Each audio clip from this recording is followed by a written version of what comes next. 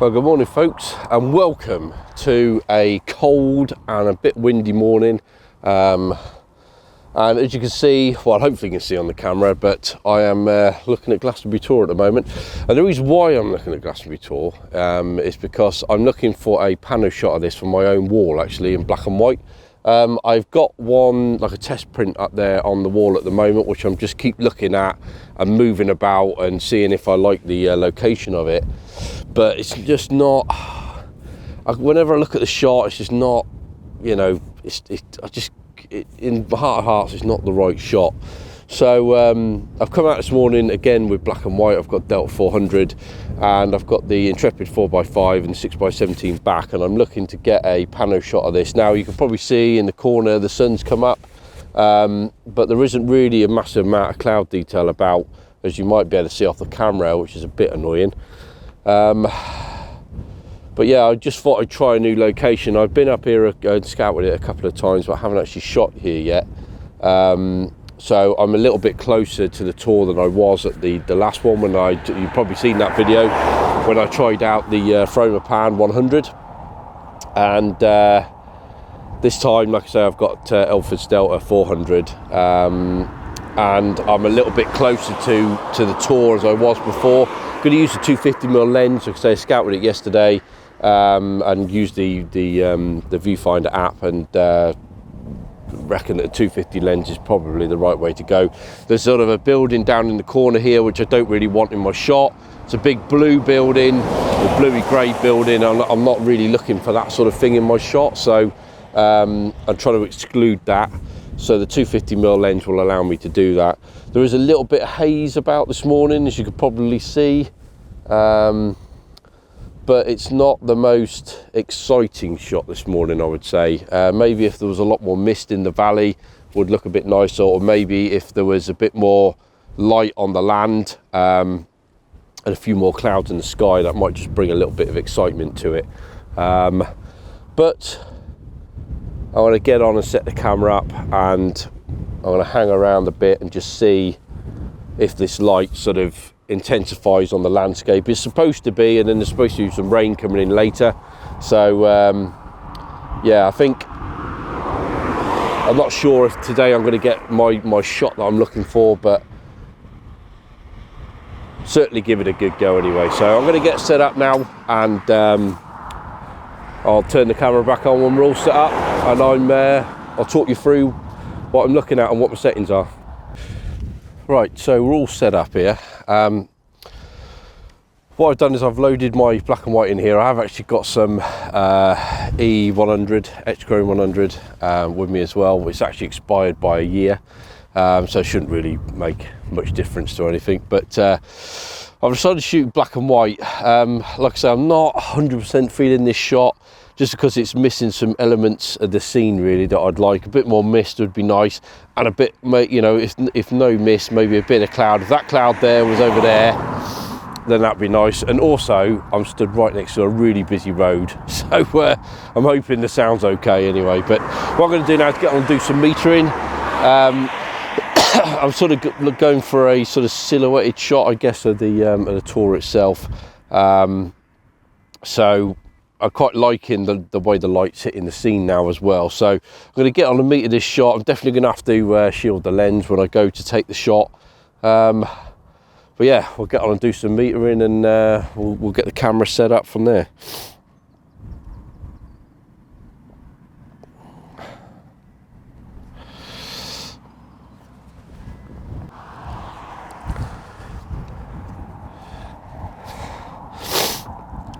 Right, so I've taken a few meter readings around the scene there, darkest areas, sky, and there's probably 3.5 stops of dynamic range in all of that. So I've managed to get that all on the scale. I'm obviously working with an 8 stops of dynamic range, 4 either side of what you'd normally class as middle grey. So I've managed to get all of that within the scale that I'm working with here for Delta 400. So I'm looking for somewhere around the F32 mark. Like I say, it is a real busy road this. I'm stood next to, unfortunately, so I'm hoping that the sound quality is okay. But I'm going to go for F22 and 2/3, which will give me 15th of a second, and I'm going to go at that and see what we can get. I've got barbed wire I'm trying to contend with here. F22 and 2/3, F15. Trying not to stab myself with a barbed wire, which is there. Just going to take a test shot now just to make sure we're all right. Yep, all working fine. Right, let's get this first shot in the bag. So I'm going to have to try and shield the lens from here. Maybe my hand will be a better job without getting it in the shot, would be good.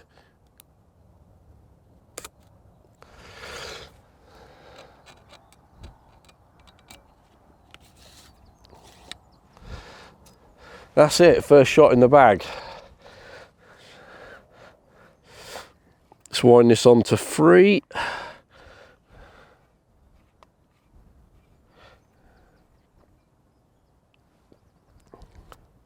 There we go. I'm excited to get that one in the bag, to be honest, because one of the things I did want to mention today is I have been struggling a little bit, and I think it's because I've been ill for a couple of weeks. I've actually had the dreaded COVID.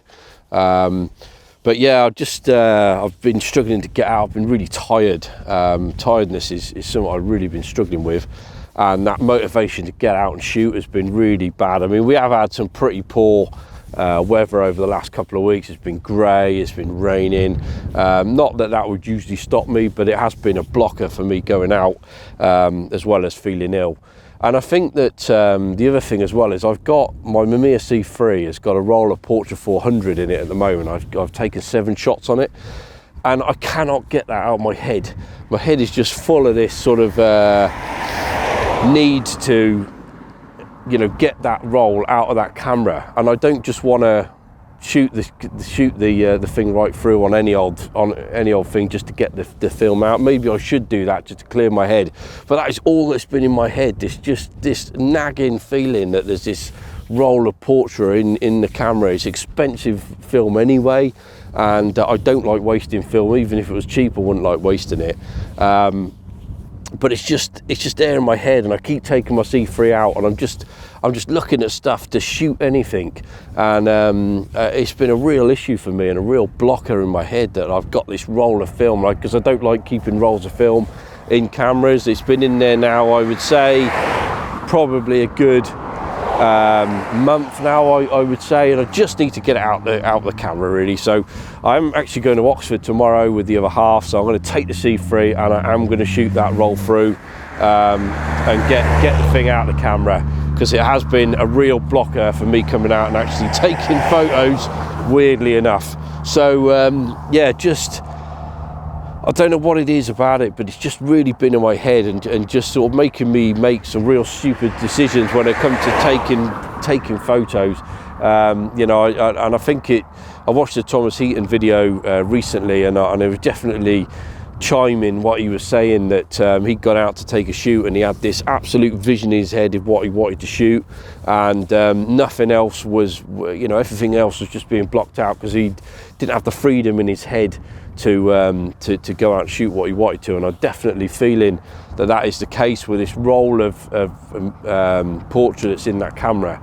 It's just making me sort of sit there and think, you know, I've got to take it out. And that's all that's in my head. I've got to get this roll out of the camera, and it's just a real frustration to me.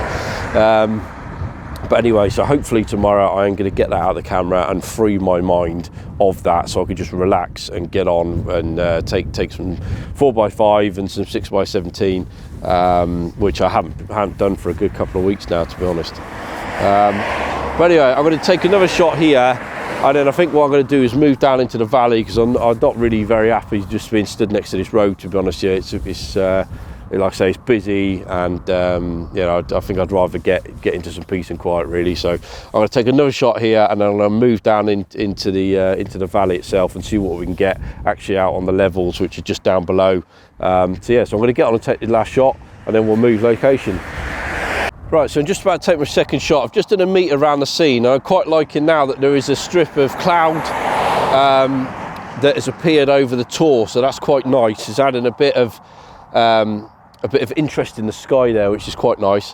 What I've done is I've re-metered just around the scene there. It's obviously getting, as the light is coming up and it's intensifying, it's adding more dynamic range to the scene. So, but I am still within my sort of scale that I'm working to here.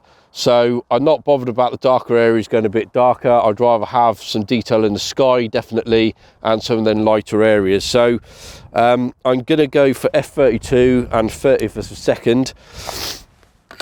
And I'm going to get this second shot taken.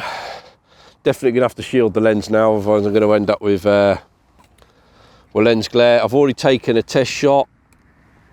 Shutter is cocked.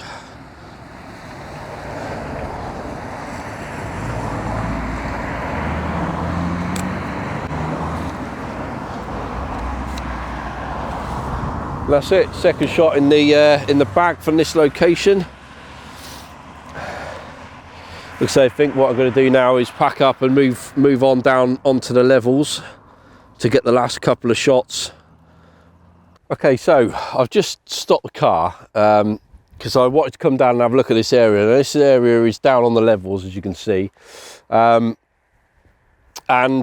I've seen lots of shots from down here. I've never taken one myself down here, but I think it is an area that definitely needs some mist in this sort of field area. Maybe there's an area down there where there's some trees or something like that that might just be a bit more interesting. But what I'm looking at here is just a pano of the Tor up there. But I don't think today is the day to take it. There's not any sky interest. Like I say, because there's no mist in the foreground here, it's all a bit too like bland. It's a bit too boring. It just needs a bit of something to make it a bit more exciting. So I think I'm going to leave this section for another day, and I'm going to go to where the place where I took that Fromo 100 photo on top of that little hill from a bit further away, and hopefully, because there is some cloud the other side, that hill is the other side of the Tor. So I'm hoping with that sort of wispy cloud on the other side of the camera here, that I'll have that behind the Tor when I take the shot. So there might be a bit more interest there, but I'm definitely going to come down here when I've got some mist, because I think that is the better shot down here, definitely. It has been done before. I have seen shots down here with mist in here, but I just think that, especially with all the houses as well, that perhaps the better time is definitely when there is some mist down here. So I'm going to carry on driving. I'm going to go to the other side and that little mound where I was, where I took the other photo, and I'm going to try and take my last couple of shots from that mound. It's a little bit less windy today as well, because that was the other problem with the Fromo shots that I took, or Fromo shots I took, was that the wind did move the camera slightly. So I think there was only one out of the 4 shots that was really sort of acceptably sharp, I would say. But I think I could have done better on that day. So now it's a bit stiller today. I'm going to get over there and shoot that. So yeah, I'm going to get on, and next time I turn this camera on, I will be stood on that hill. So I will see you shortly. Right, so I'm back at the same place as I was a few months ago now, when I used the Fromo Classic black and white film to take this shot. This is the shot that I've actually printed out, and like I say, last time I was here it was extremely windy. It is a little bit windy today. Wind's coming from sort of that direction. When I was here last time it was coming from over there, and it was obviously shaking the camera. So 3 out of the 4 shots I had were sort of we're not sort of sharp really, because of that camera shake that went on. But one of the shots I got I was quite happy with. Now I actually got a test print done of that, and I'm looking to get like a 52-inch wide print done for my wall, and I'm just like I said before, I've got these test prints back. I've looked at it. It does look sharp. It's a nice shot, but there's something there that I'm just not happy with. So I've got 2 shots left on my 6x17 back, and I'm going to take them here and see if I can do it any better than I did with the Foamer Classic.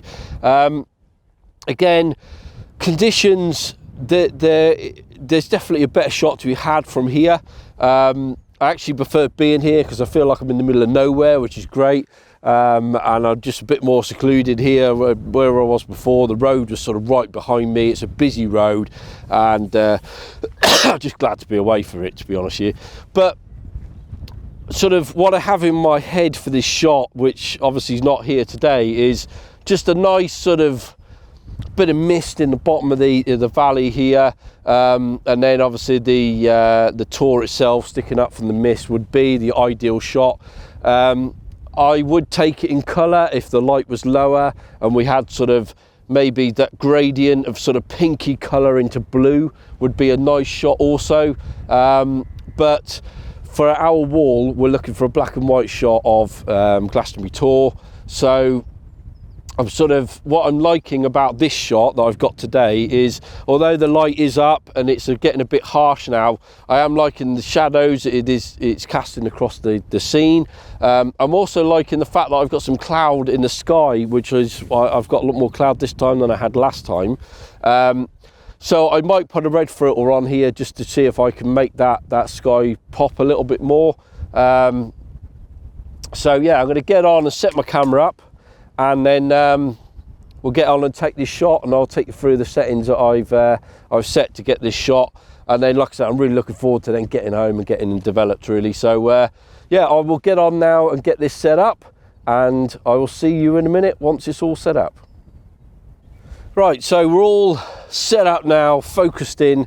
I said I was going to put a red filter on it, but as typically me, I haven't actually got the right filter thread attachment for the front of this lens. I've got every other one apart from the one for my 250mm lens. So I'm not sure where that's gone, frustratingly enough, but I couldn't quite locate it there in the bag, so I'm going to have to go without the red filter. But it doesn't matter.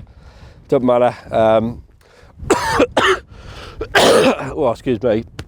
I'm sure the shot will come out anyway. So what I'm going to do now is just do some metering. Obviously, I've got the dial on this thing set to 400 from before, and I'm just going to go around now and meter the scene. What I'm obviously looking for is some dappled light on the scene and some nice shadows, and for the Tor itself to be illuminated, which it is at the moment. So I'm going to get on and meter, do some meter readings around the scene, and we'll just see where we're landing on the scale really. So I'm after somewhere around the f32 mark. Because I'm after everything from front to back to be in focus, which shouldn't be a problem, because I've got the 250mm lens on, and I'm quite away, you know, obviously I'm focusing quite away into the distance. So there is a tree down here which is in the shot, so I've got from this tree to the Tor f32, that should be all nicely in focus.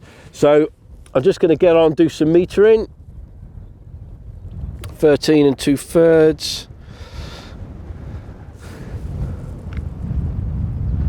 14 1/3, 12 2/3,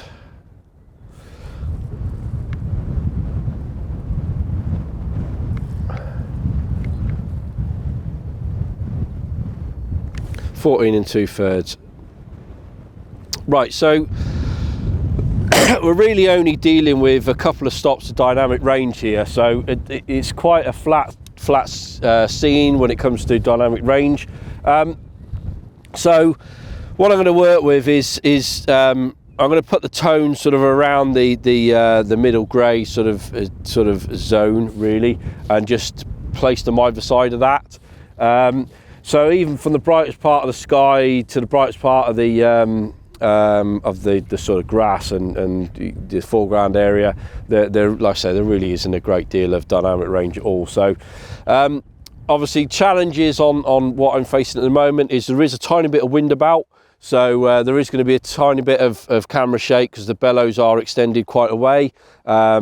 So I've just got to make sure that the bellows aren't moving the camera too much, or if at all, because obviously I don't want that.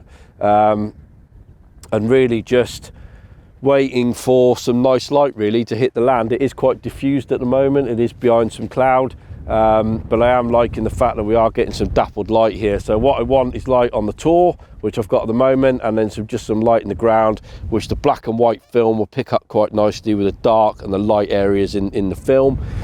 So that's what I'm looking for.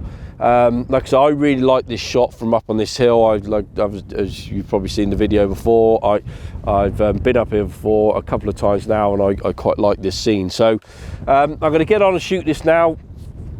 Settings wise, if I'm at f32, if I do f22 and 2/3 gives me 60th of a second.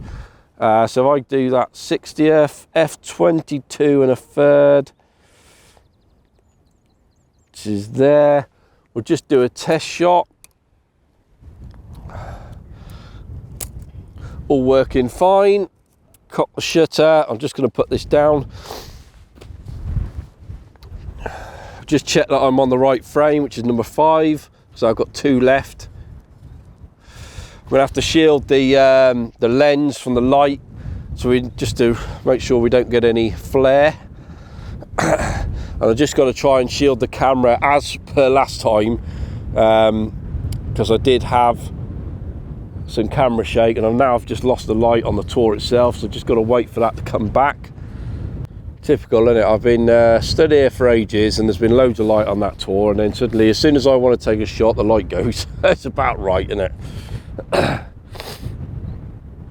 Mind, it is making its way across the scene, so hopefully in a second it'll be on the tour, but at the moment there's lots of light down in the foreground. It's none on the tour. Right, after about 15 minutes of waiting, we now have some light on the tour. It's actually on the tour itself, and the hill below it's not got much light, but the tour is definitely illuminated with some light at the moment. So I could get on and take this shot quick. I'm just going to shield everything as much as I can. Thankfully there was a little bit of a drop in some wind there, so that was sort of quite nice to, as this camera's just been shaking, which is always a problem. Like I say, even though I'm shooting at 60th of a second, so I've got the 250mm lens on, really I need a faster shutter speed to make sure that that is a stable shot. But thankfully the wind just dropped a little bit there, so hopefully that should be a sharp shot. Right, let's wind on to the last frame, which is number 7.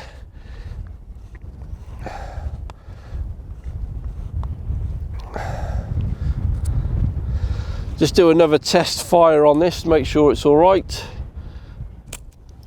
The light is now on the tour and the hill.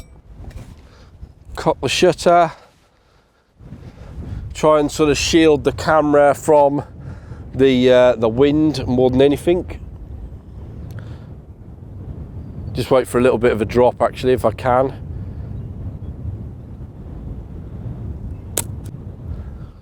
Last shot taken.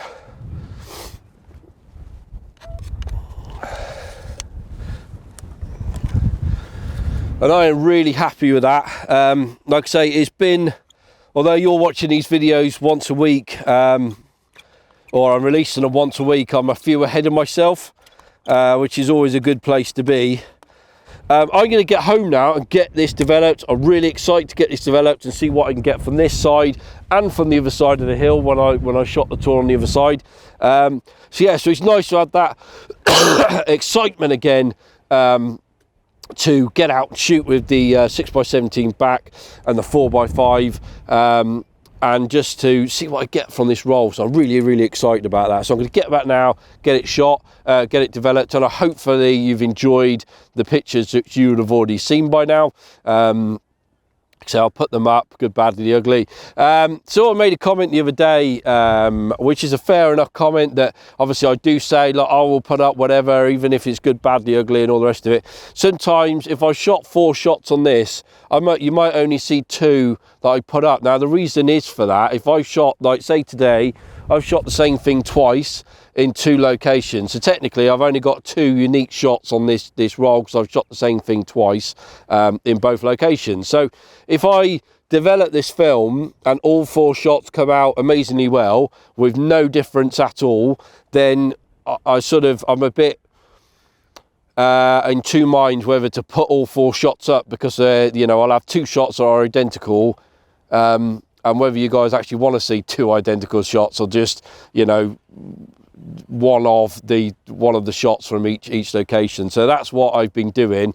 So I'm certainly not hiding a rubbish shot. If I put a rubbish shot up, then I'll have put it up. In fact, actually, the video before this, I think, where I've shot in the snow with a 4x5, to be honest here, the 2 shots that I got with this, I only took 2 shots all day. My head really wasn't in it that day, if I'm honest with you, but I took 2 shots, and quite frankly, the 2 shots I took, in my view anyway, are rubbish. They're not portfolio pieces by any stretch of the imagination at all. I actually prefer the shots I took on the Lumix I'm filming with now. But in terms of the 2 shots that come out of the Intrepid, really not happy with them. But I put them up anyway. You know, they're out of focus, the one in the forest is out of focus anyway. But I felt, you know, I'm going to put it up anyway, because it's not all about coming out and getting amazing shots.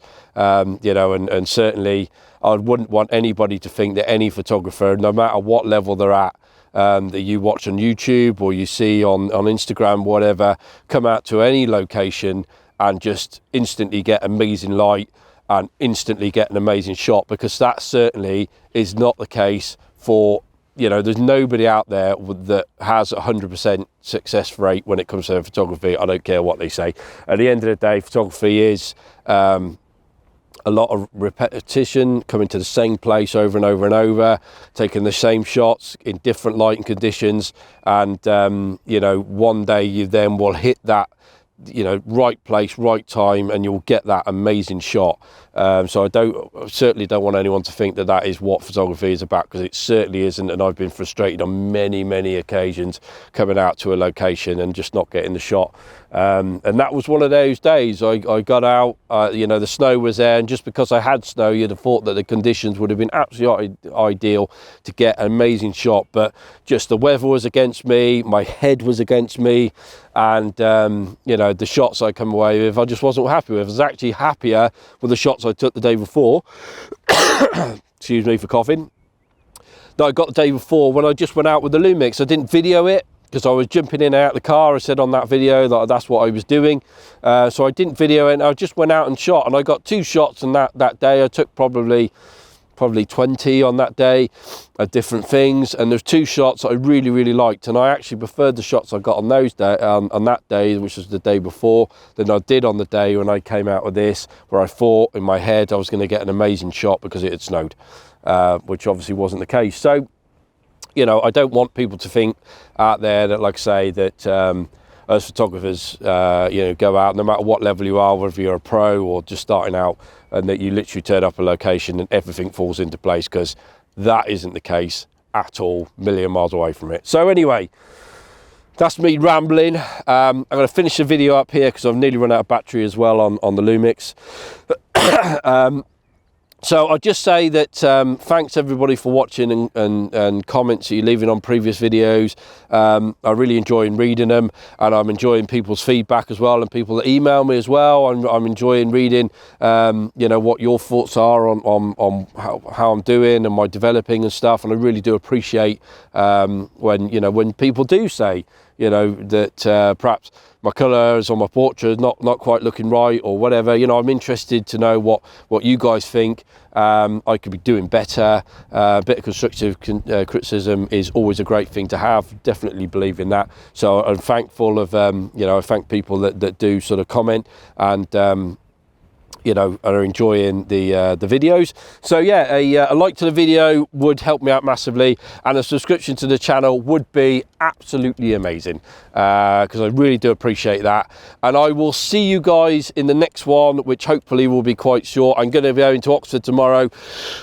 What I'm thinking of doing there is filming on my phone and doing a bit of voiceover thing afterwards, having shot the rest of the roll of that portrait, because I am going to shoot it tomorrow. So yeah, so that is the plan. I've got lots of video ideas, so I'm really looking forward to getting out and keep releasing these videos. Like I say, I do apologise for not releasing a Wednesday video.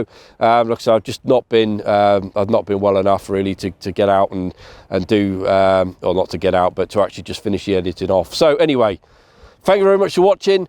I will see you guys in the next one. Have a great time.